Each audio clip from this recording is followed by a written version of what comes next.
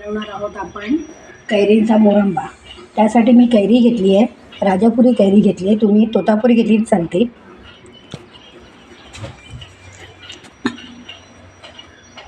राजापुरी कैरी घेतली तरी चालते। आणि आता आपण घेणार गूळ,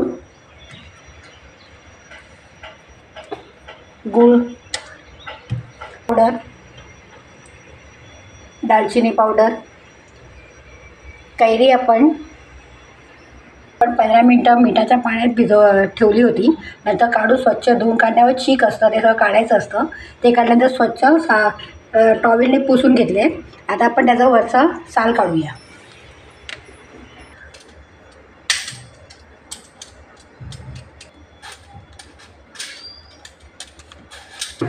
अशा मी आंब्याचे साल काढून घेतले। आता आपण आंबा किसून घेऊया। ही चाळणी आहे, किसणीवर किसून घेऊया। माझे छोटे आहे, मग मोठे असले तरी चालेल। आंबा किसून झालेला आहे आणि आपण हे 2 वाट्या आंबा झालेला आहे किसून। आता आपण गूळ पण 2 वाट्याच घ्यायचा आहे समप्रमाणात।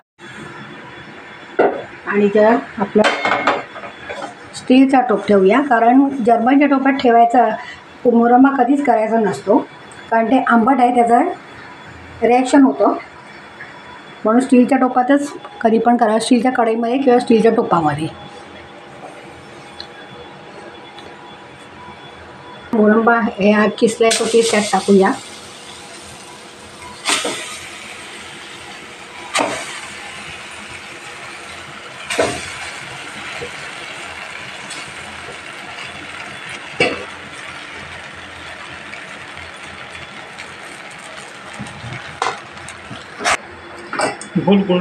गुळ टाकूया। आधी मिक्स करून घेऊया। गुळ पण मी टाकलं, 2 वाट्या आहे, 2 वाट्या मी गुळ टाकलेला आहे। करून घ्या। तर गुळ व्यवस्थित विरघळला पाहिजे आणि आपली कैरी पण शिजली पाहिजे।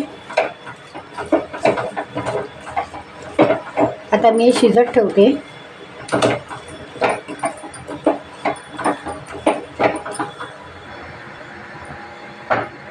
मस्त ठेवायचा, गॅस मिडियम ठेवायचा आणि गुळाचा आता पाक तयार होतो आहे आणि आपली कैरी पण अशी शिजली पाहिजे।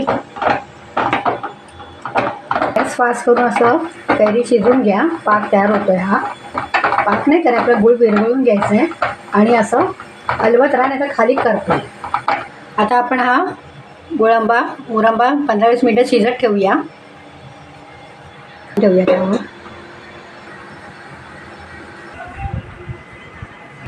आता आपले 10 मिनटं झालेले आहे, 10-15 मिनटं आपण उघडून बघूया। आपला आंबा व्यवस्थित शिजलेला आहे।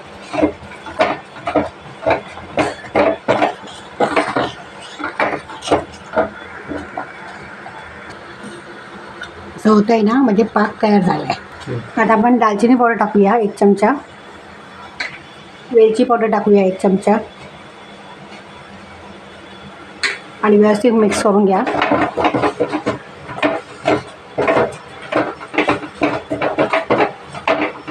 गॅस बंद करा। आपला मोरंबा तयार आहे। बघा,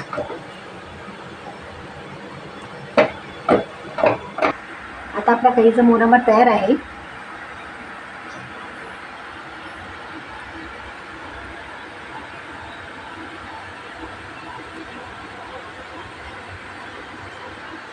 असा आपला मोरंबा तयार आहे।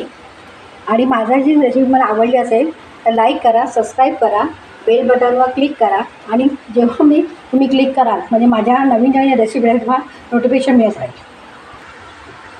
Thank you for watching.